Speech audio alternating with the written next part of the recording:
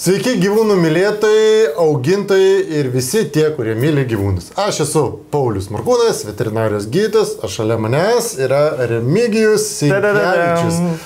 Negydytojas. Negydytojas, draugas, kolega. Ir šiaip geras žmogus. Taip, fainas žmogus. Remigijus Remi vadint, Remis. Remis. Remi, žiūrėk, ateina dabar rugsėjo mėnesis ir daugelis tiesiog nori kažką namuose, pasikeitimas. Augintinius pradedam dairytis, kad po atostogos, baigėsi atostogos, norisi namuose šilumos, ramybės, galbūt kažkokio judesio daugiau. Ir žmonės dažniausiai galvoja, ką rinktis? Šuo, katė, didelis, mažas, tai mes šiandien apie tai ir pakalbėsime. Apie pliusus, kurie yra tarp skirtingų gyvūnų rūšių, veislių. Ką tu augini? Katę.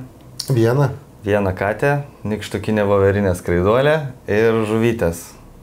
Kurias paveldėjai? Taip.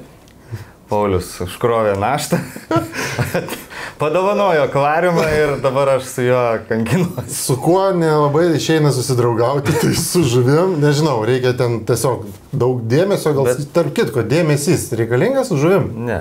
Ne? Tik tai, kai jau artėjai prie akvariumo, jos pradeda šokinėti, žino, kad duosi valgyti. Reikia geros įrangos, filtrai, visi šitie. Ir valyt kas mėnesį, o jeigu nevalai 3 mėnesius, tai būna, ateina žmonės, sako, čia akvariumas, o kur žuvis? Pasislėpusios dumbliuose. Pas mane namuose yra taip, dėja, bet buvo 2 katinai, dabar 1, nes turėjo murkį, tarp kitko mūsų murkė 18 metų buvo, žiauriai iš tikrųjų gaila. Turbūt viena iš tokių, labai gaila, nes tu, žinai, auginėjai 18 metų, tas gyvūnas kaip šeimos narys patampa ir tai dabar dar didžiausias mano nuomonė yra minusas. Kad jis patampa šeimos nariu ir po to jo gaila. Jo, iš tos pusės iš tikrųjų tai, bet turiu dar vieną katę, visiškai pliką, ir turiu šunį, sumį. Tai salį ir sumį, tarp kitko turiu naujų žuvyčių, nors tavo akvariumą padovanojau, neatsimenu, ar padovanojau. Padovanoja. Bet geras draugas. Ir dabar turiu naują ir vėžlį dar turiu, ja. Vėžlys, kiti sako, yra toks gyvūnas kaip akmuo. Realiai terariumas, padėtas akmuo, mažai judantis, bet jeigu tu jį, žinok, ištrauki iš terariumo, tai patikėk, vėžlys yra greitas gyvūnas. Kitiems sako, kad ne, lėtas. Bet tas vandeninis pas tave? Ne, pas mane tas sausumos, tik tais Nes aš turėjau vaikystį to. Irgi sausumos. Sausumos. Ilgai jis ten gyveno, bet ryšys su tokiu gyvūnu aš nežinau. Nelabai jisai yra. Ne, jisai paleidys, kažkur nueina, po mėnesio pareina. Jo, jisai, iš vis laisvė tu auginai? Jo, laisvė. Tokius pareidavai? Tiesiog pavaikščiau po kambarį. Namuose vaikščiodavo. Bet buvo dingęs, gal mėnesį, nematėm, galvom jau, sudžiuvo. Sudžiuvo kažkur pasisė. Bet po to atsirado vėl dingo. Ir atėjo, aišku, tas laikas kažkada sudžiuvo. Būna ir taip bendrai dabar šnekant, šuo, katė. Tu augini katę, aš daugiau esu galbūt šunų mylėtojas ir netgi sakyčiau tokių vidutinių arba mažų šunų. Po to pasakysiu kodėl. Kodėl katė? Todėl, kad butas. Labai žmona nori 2 šunų, bet sakiau, kol gyvenam bute, tai ne. O jo, katė ir tai, kad katė buvo aš įstatę sąlygas, kad jeigu bus katė namuose, tai bus sfinksas. Tai aš turiu sfinksą. Kodėl? Todėl, kad plaukų nėra, nes išėrė nereikia kas valandą siurbti. Bet fainai, prisiglaudi pūkuotą. O man čia faina, šilta, nieko nėra, viskas nuskusta atrodo. Jo, dėl katės, tai iš tikrųjų sfinksai 30 praktiškai 9 temperatūra yra katino. Mūsų 36,6, tai skirtumas prie lietus gyvūną, tikrai vis laik karšto vasaras, tai dabar iš vis pas mus juoda. Plaukų nėra, pliusas yra, sako, svečiai ateina, eiktų, kas čia sako? Būna, bet jinai pas mus tokia, kad ateina svečiai, jinai apsižiūri ir iškart pradeda trintis prie svečių. Bet pas te plauti, ir sfinksas? Jo, ir Kanados sfinksas skaitosi. Tai jisai turi veliūrą tą tokį. Nėra visai guma. Bet vizualiai jis vis tiek yra plikas. Ir ten pradeda trintis ir tada jie paglosto, ten galbūt susikaupia ir sako, blemba, kaip faina, pasiima. Nes jis plaukų visai nėra. Ne, alergijų nėra. Alergijų turit, ne? Ne, atvešim patikrins.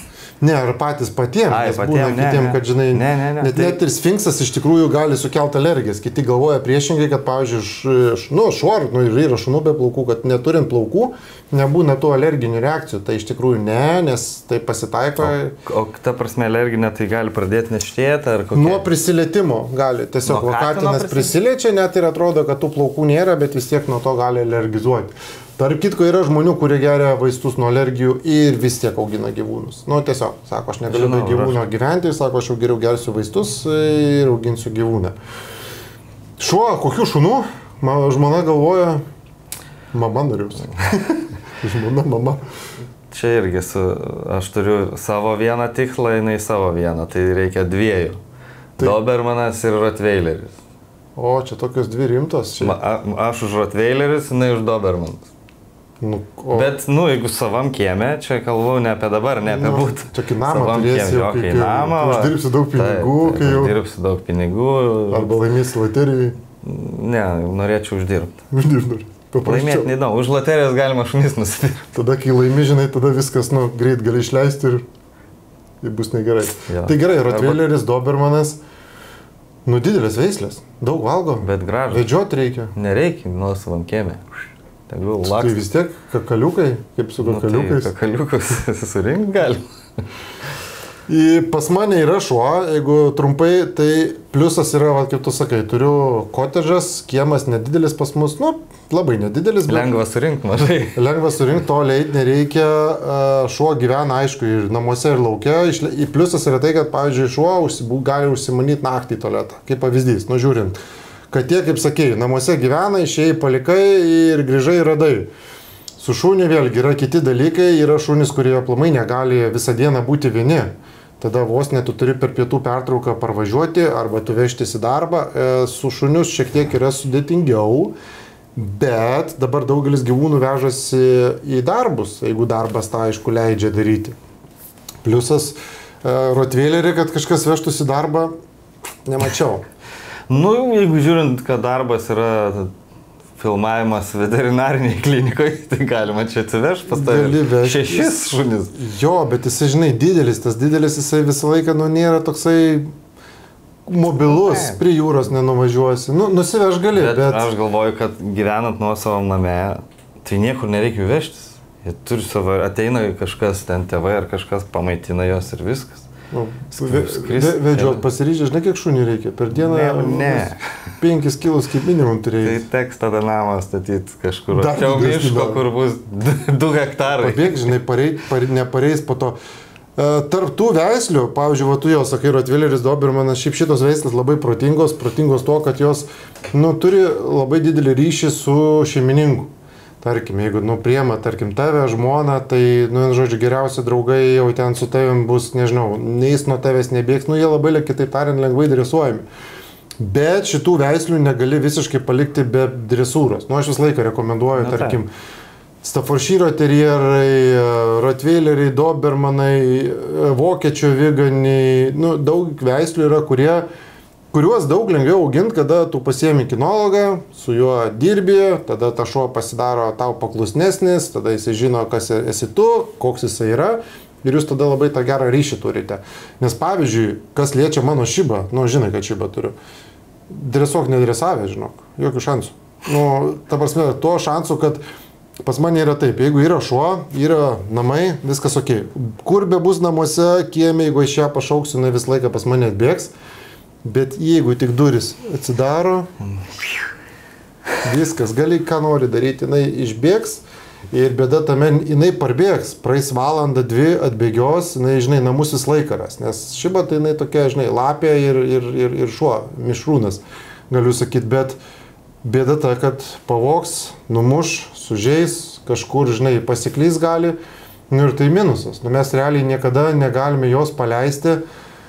Tai sakau, žinai, toksai, fainas šuo, viskas ok, bet va tie ir minusai. Renkantis tas veislės, turi žmogus vis tiek žinoti apie tą veislę viską, pliusus, minusus, kad po to būtų lengviau pasirinkti ateityje, nes, iš tikrųjų, tas, kad, žinai, šuo bėga, nėra fainai. Prie jūros nenusiveši. Kažkada buvom prie jūros nusivežę, kur mes, ne Juodkrantės, ten, kur tų žmonių nėra, žinai, nes į Palangą nesuveši. paėmėm šniūrą, prikalėm trosą tokį, nežinau, 30 gal metrų, ko 40. Tai bėga iki bim, žinai, kur jau susikabina, 15 minučių tą ribą, žinai, atbando, po to viskas, jau atsigula, pavyzdžiui, žinai, nu, jinai žino, kad jos riba yra tokia, jinai daugiau nebėgs, tada jinai paklusni.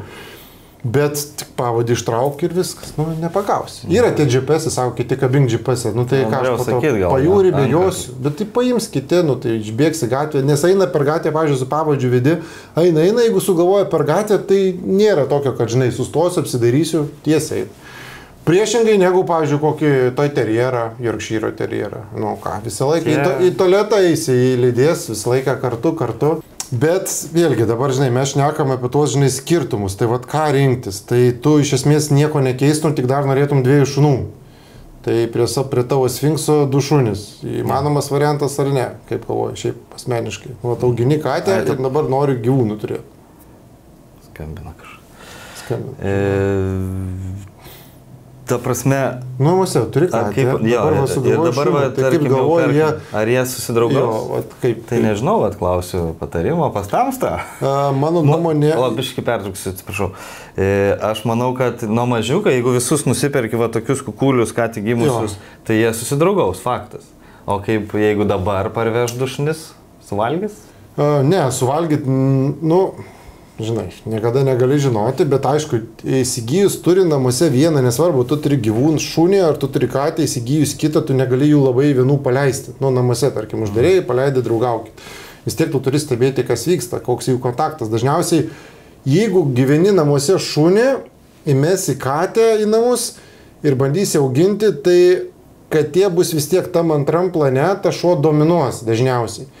Atvirkštinis variantas, jeigu, pavyzdžiui, pas tave katė atsiras šuo, katė iš karto gali prasidėti depresija. Jis buvo valdovė, viską čia valdė, gyveno viena ir dabar atsirado šuo. Tai šuo dažniausiai praleis dėmesio daugiau su tavimi ir su tavo žmona. Nu ir patys, nes šuo vis tiek jisai artimas yra, o katė gali truputį pradėti depresuoti. Tai va šitie dalykai būna, ar susidraugauja pas mane, taip lygiai taip pat ir buvo. Buvo 2 katės ir tada atsirado šuo.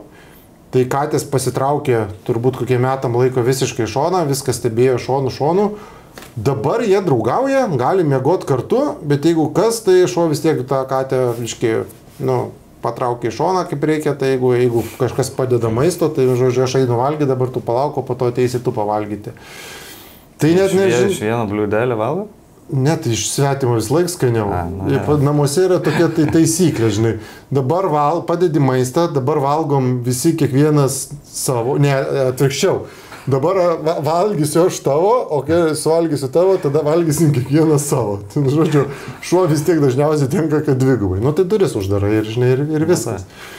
Jo, tai vat su kate yra namuose tas dalykas, kad katės dažniausiai nesimato. Nežinau, kaip sfinksas, jisai tokia veislė, kuri šiaip aktyvi. Nu, ta prasme, dalyvauja, ne, ateina ant kelių, glaužys. Visada ateina. Man kartais net atsibosta. Tai vat sfinksai, kornišreksai, bengalai, abisinai, tai yra veislės, kurios katašunis, žinai, toks pasakymas yra. Tai jos visą laiką, žinai, dalyvauja tame veiksme. Ir jos su šeimininku vis laik bendrauja. Yra veislės, tarkim, britai, yra, aišku, mano murkis mišrūnas buvęs, eina į šoną. Visą laiką eina į šoną, kažkur vienas būna. Ir realiai ne visada matai, kad ta katė yra namuose. O šuo, čia pliusas, čia bet kitam yra minusas. Nes kitas va iš karto įsigijęs šunį, jisai mato, sako, blemba, sako, aš niekada gyvenime negalvojau, kad šuo gali būti taip gerai.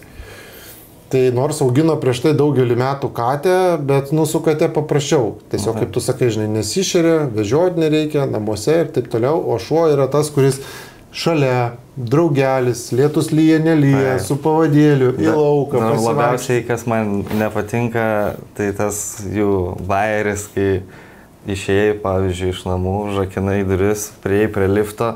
Lemba, palikau ten kažką, grįžai atgal ir jisai atrodo, kad savaitę tas nematė. Šitas tai tikrai. Tipo, kodėl? Kodėl jie taip dar? Taigi ką tik minutę laiko. Tai jie nesupranta to laiko tarpą, ten gali būti ir minutė. Tai sako, kaip sužinoti, kas yra geresnis draugas. Ar žmona, ar žmona, ar šuo. Kaip, aš tai va taip, ne? Ne. Išeisi, grįši, šuo, džiaugsi, žmogus, ką jau vėl palikai. Ne, uždaryk į bagažinę ir po 5 minučių atidaryk ir pažiūrėk, kuris labiau džiaugsis. Tai automatiškai šuo visą laiką džiaugiasi, nes jis to laiko tarpo nesupranta. Na, žinai, kaip tu sakai, 5 minutėm iš tikrųjų, ar tu išvažiuoji 2 savaitėm? Ne 5, neskau, minutėj. Būna ir minutėj grįžti vėl, žinai, grįžo šeimininkas. Jo, šuo reikalauja tikrai daug šeimininko dėmesio, vedžiojimai, tarpusavio ryšys. Nes pripratimas tai yra žiaurus. Ta prasme, aš lyginu save, kiek aš esu pripratęs galbūt prie kačių ir kiek dabar esu prisirišęs prie šuns. Kažkaip, nelabai sulyginami dalykai. Kitas žmogus gal sakytų priešingai, jis sakytų, žinai, kad aš prisirišęs tiek prie katės labiau negu prie šuns. Bet man vis tiek atrodo, kad šuo yra geresnis draugas, šiaip, negu katė namuose. Bent jau mano tokia nuomonė. Gal. Tu galvoji kitaip. Ne, aš negalvoju kitaip. Iš gydytojo pusės, pavyzdžiui, kiti šneka, žinai, apie tas pačias ligas. Irgi negali sakyti, kad, gyvūnai neserga, žinai, nieko nebūna.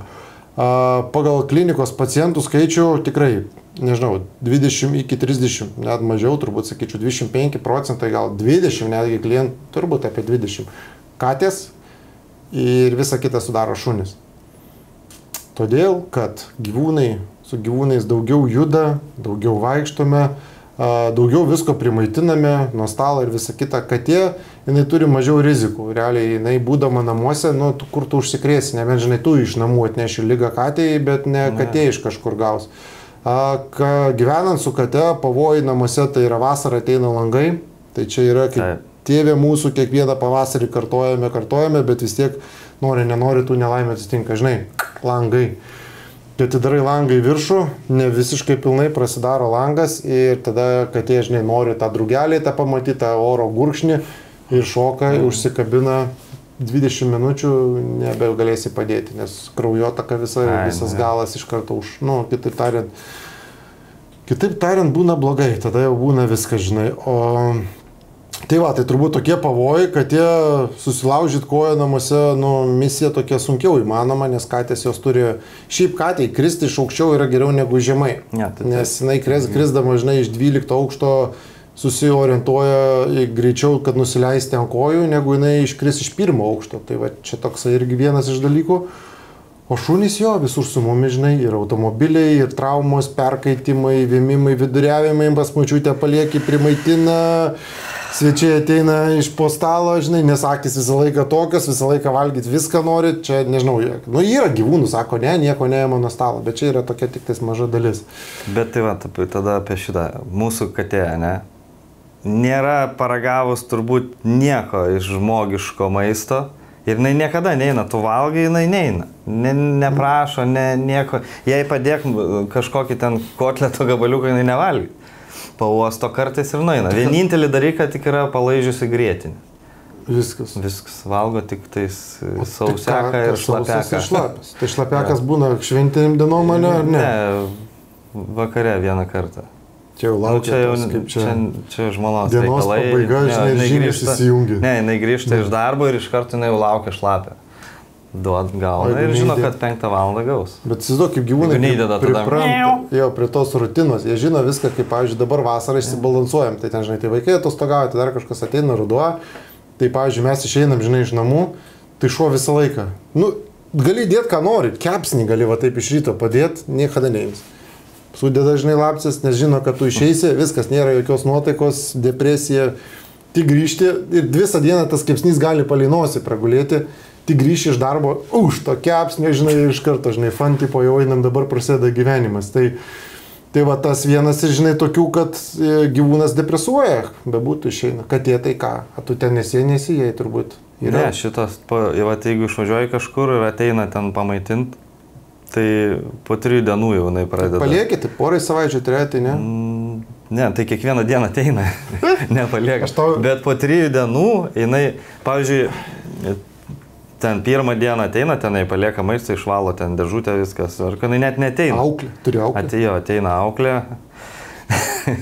ir jinai net neprieina, nors pažįsta ten, arba mama, arba uošvienė, žinai. Jei nereik maisto. Ne, jei ateina, sutvarko, įdeda ir jinai 3 dienas net neprieina. Po 3 dienų jau jinai prieina, pradeda trintis prie kojų.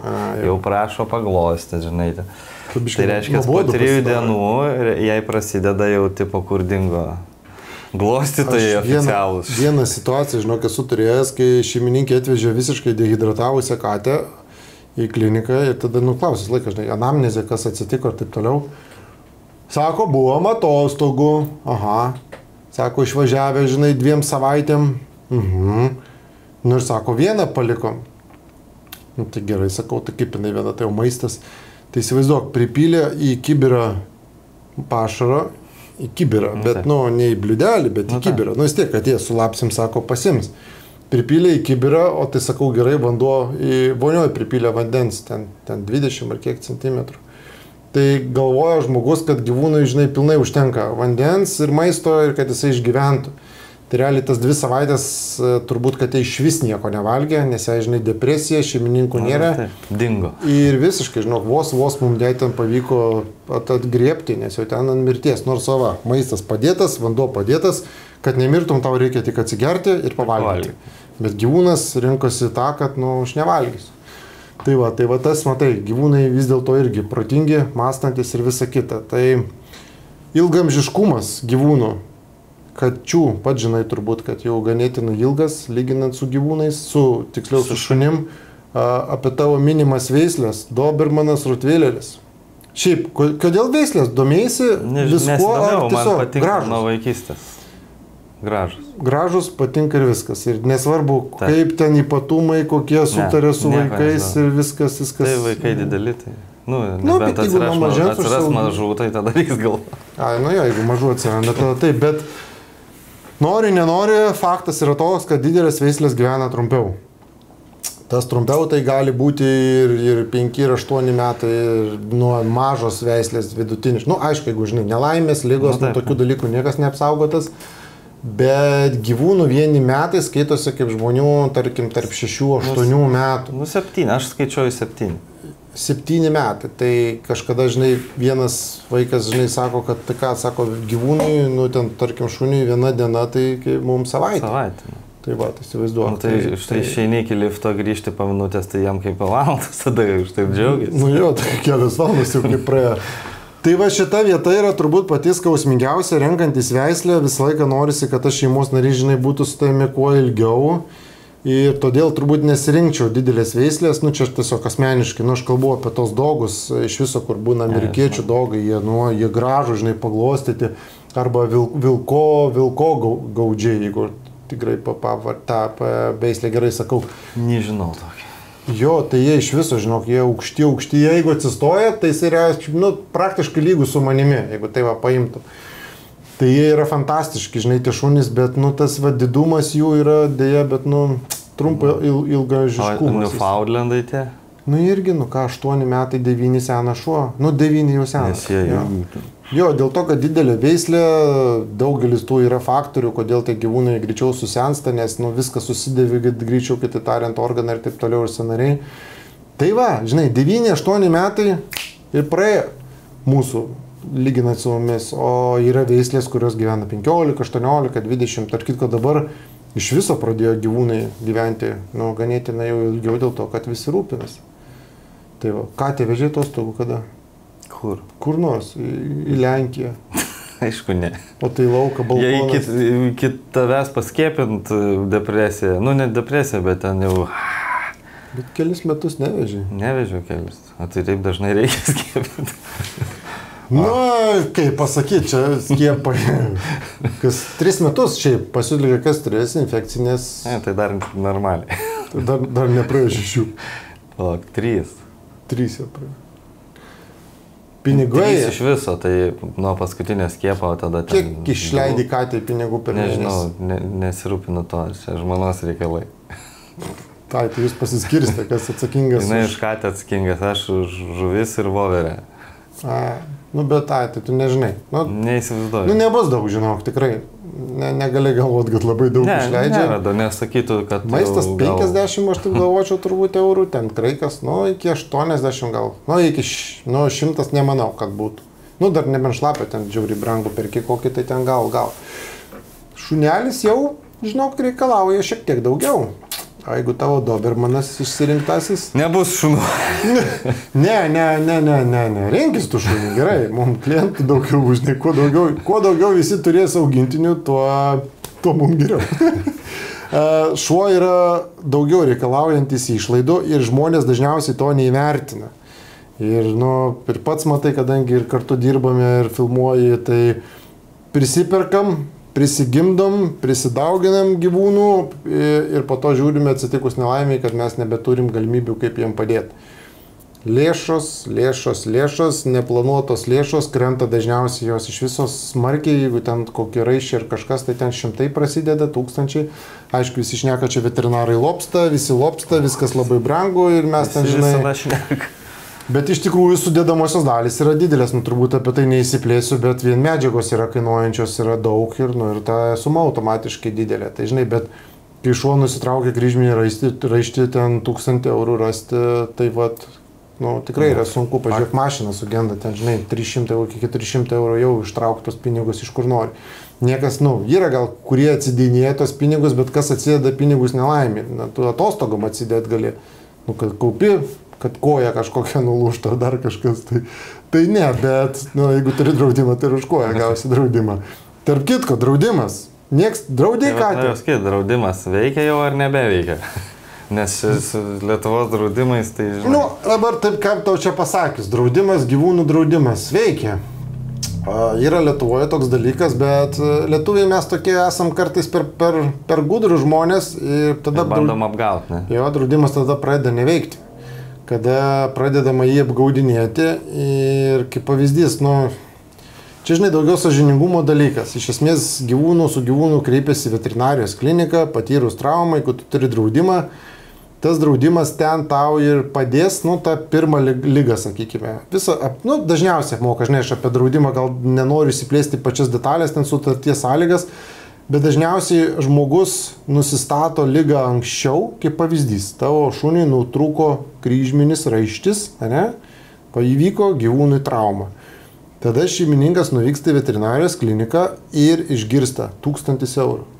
O blemba, iš kur gauti? Tada sako, žiūrėk, tu pirmą ką pasidarai. Dabar mes tavęs neregistruojame, apsidraudi, įsigalioja tas laiko terminas ir tada tu kreipiesi su tuo. Su pačia problema praėjus. Tai reiškia, žmogus kankina savo gyvūną, kitaip nepavadinsi, sušluba koja arba sulaužyta, jisai laukia termino, kol įsigalioja draudimas ir jis tada atseit kreipiasi kaip jau atsitikus nelaimė. Oi, taip netikėtai. Jo, labai nesmagus, labai toksai fake bendravimas gaunasi ir tokių dalykus tikrai rekomenduoju kolegom, veterinaram niekada šitaip nesielgti, nes tiesiog yra apėjimas taisyklių ir ką žinau, gyvūnas žalojamas tas 10 dienų. Tai būk mielas, apsidrausk, atsitikus nelaimiai gausi pagalbą, bet neik per gyvūno, žinai, savijautą, sveikatą ir tikėkis tos pagalbos tada, kada tu nemokėjai draudimui, tu nepasitikėjai draudimu, atsitiko nelaimė ir dabar bandai iš kažkur gauti, pavadinčiau, nelegalius pinigus. Tai bijai nelaimės draustis. Mašina apdrausta, aš tai laukiu, kada iš viso bus privalomas gyvūnų draudimas. Švedija, Norvegija, Suomija, visi gyvūnai yra drausti ir nėra problemos. Susirgo gyvūnas, atvežė į veterinarijos kliniką, palikai, finansinis tavo jokios išraiškos nebus. Tiesiog draudimo mokestis. Pas mus yra visiškai kitaip. Kaip ir poliklinika, ne? Jo, ir turbūt draudimo atveju yra tai, kad katės iš viso turbūt niekas nedraudžia arba neturėjau turbūt draustos katės, o su gyvūnais yra su šunim taip, kad daugiau draudžiam. Tai va, nežinau, renkantis tavo gyvūną mes vėl apie tą patį šnekame, bet yra daug turbūt ir tų pliusų, tų minusų, juos pasverti yra labai sunku ir reikia žiūrėti turbūt širdis, kad būtų, į ką širdis linksta ir kokie tavo norai, šeimos prioritetai, kriterijai, žmona, sakai, nori kačių, tada tu nori šunų, tai dabar, kaip supratau, žmonos daugiau namuose vyrauja. Tai jos katė mano voverė ir žuvis. O tai voverė kaip augini iš viso yra specifiškai? Narvelį. Ja galima išleisti, bet kai atsirado katė, tai jos išleidimo laikas sutrumpėjo iki minimumo. Ai, tai jos ne. Jinai šiaip gali Jeigu nebūtų katės, tai ją gali palikti atidarytą tą narvelį, jinai palaksto, gali dingt, važiuoti. Ta prasme, vieną kartą buvo dingus, tai radau spintoje miegančią tarp rūbų. Nes jinai naktinis gyvūnas, jinai naktį tūsina, dieną miega. Tu nebarškina to tenais, buvim kažkur netrukdo. Ai, tu užduris viską galima patepti, kad nebarškėtų. Ai, žirkieną turėjau, blemba, tas, kai sukdavosi iš proto išvarydavo. Ne, ten toks specialus, jisai tyliai sukas.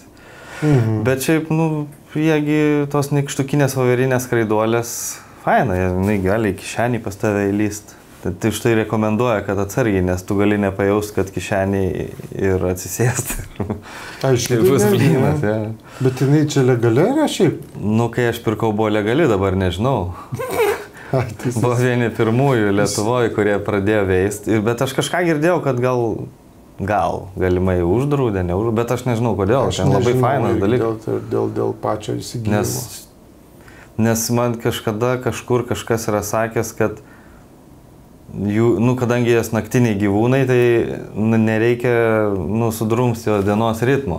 Jeigu tu ją dieną turi išmiegoti, o vasarą jinai jeigu tu ją dieną kelsi, ten mėtysi, žaisi su ją dienos metu, tai jinai neišgyvens tiek, kiek turi išgyventi pagal savo amžių. Bet jeigu tu nesikiši jos režimą, tai tada jinai gali išgyventi, sakė, 15 ir daugiau metų. Tai jau pasmaš. 8 metų. Tai dar ilgai. Tai 15 metų iš tikrųjų nėra mažas laiko tarpas. Augina. Jeigu meti, gali pasimėtyti kaip skamaliukų. Iš karto, ne? Fainai. Kągi, ačiū tau, Remigijau, labai, kad sutikai čia to. Jisai šiandien, tarp kitko, net nežinojo, kad čia filmuosis. Aš tik paprašiau atvažiuoti. Pafilmuot. Tada jisai, sakau, tai kas sako, pašnekovas bus. Tai tu, sakau, tai žmogus nustebęs, bet jisai nebijantis nei kamerų, nei veiksmo, dalyvaujantis visame kame ir dar moka parepuoti. Geriau moka pišuniukus. Jau. Kažkurį stailą pišuniuką pavaryti. Kokis alčiauskį ho. Ne, gal pišuniukus neturiu dainų. Tarp kitko mažai dainų. Pekalės yra daina, bet ne pišuniukas. Gerai. Ateina rugsėjais, mėly draugai. Norėsite šeimos nario, turbūt gal kažkiek informacijos gavote, ką rinktis, tą šuniuką, kačiuką. Visada sakau ir sakysiu, skaitykite Google, ko norite, kaip norite, visą informaciją, šnekėkite su vaikais, šnekėkite su savo artimaisiais, su vyrais, kad jūs galėtumėt nuspręsti, ar jums aplamai tas gyvūnas reikalingas. Dar geriau iš vis pasimti gyvūną iš prieglaudos, nes tenais labai daug gyvūnų jūsų laukia. Bet vėlgi turite įvertinti galimybės. Šuo apie dydį šnekėjom labai gerai.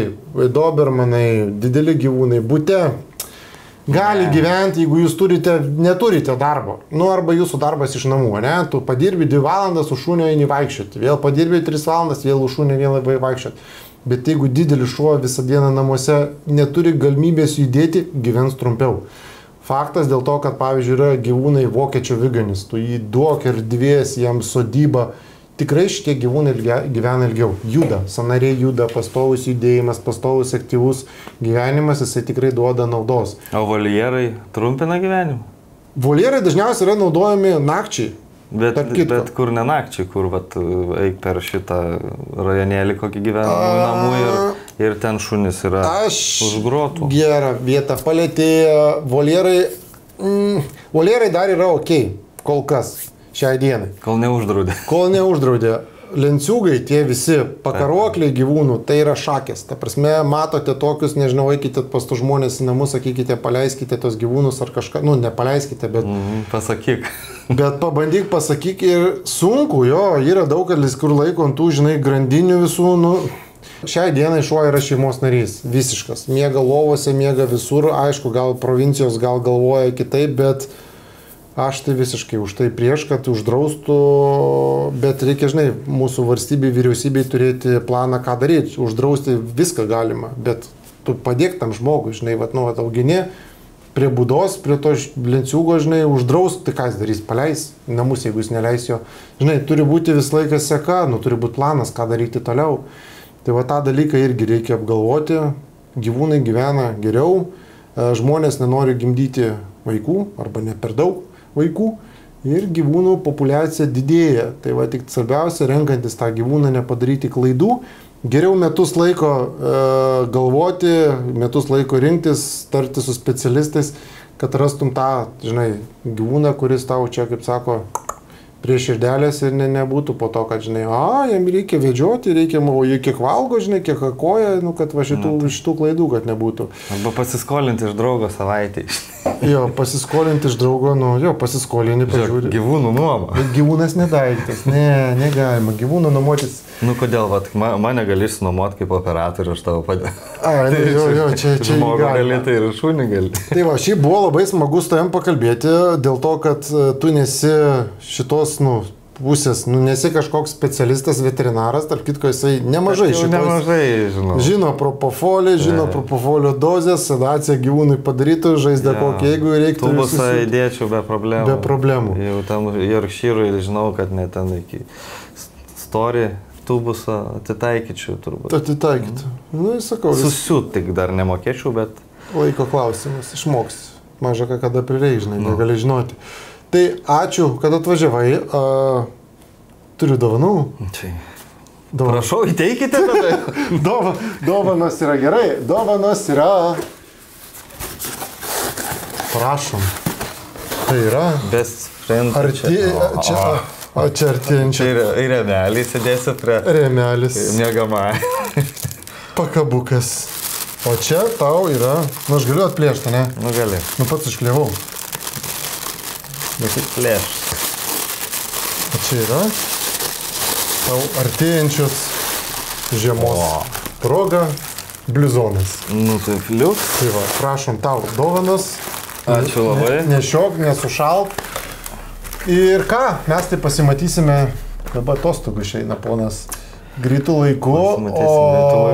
O šitoje kėdėje kitą kartą pakalbinsime specialistą, veterinarijos gydytoją apie ligas, apie galbūt esamas problemas, kuriuose jūs susidurėte ir nežinote kaip elgtis, tai ta informacija bus naudinga. Ir sekantį kartą vėl pakalbinsime žmogų, nesusijusi su veterinarija, bet paliesime tas temas, kurios yra svarbios gyvūnų augintojams ir mylėtojams. Ačiū, kad buvote su mumis. Jeigu patiko, spauskite like. Jeigu nepatiko, irgi spauskite like. Tai tie laikiukai, turbūt gyvenimas dabar toksai pasisukęs yra, kad įkeli nuotrauką ir žiūri, kiek tu laikų ar dar kažkas. Ir kas palaikė. Kažkada mačiau filmą, baigiant, žinai, kad įsėdai automobilį ir, tiksliau yra gyvenimas. Jeigu tu, tarkim, gyvenime turi 5 žvaigždutės ir tu padarai kažką blogo, tau kažkas ten duoda kažkokį minusą ir tas žvaigždutės renki. Kitaip tariant, kai priartėjai prie 3, tai tu artėjai prie kalėjimo tenais. Tai filmą mačiau turbūt 10-15 metų atgal, bet jų žiūriu, kad dabar viskas virsta realybė, boltus vertinam su žvaigždutėm, paslaugas vertinam su žvaigždutėm. Taip ir čia. Taip, kad paspauskite laiką, paspauskite subscribe. Ačiū tau, Remigijau. Aš turbūt einu dabar sustabdyti ir po to turiu susikelti kompą ir sumontuoti, ten uždėti titrus, o ne kažkaip. Viskas sustatyti turėjo, tada titrus susimontuojam, susidedam ir viską. Ką prišnekėjom, dabar turiu eiti, kaip čia, atidirbti. Gerai, ačiū, mėly žiūrovai. Ačiū už džempą. Prašom. Nešiosiu. Iki sekančio.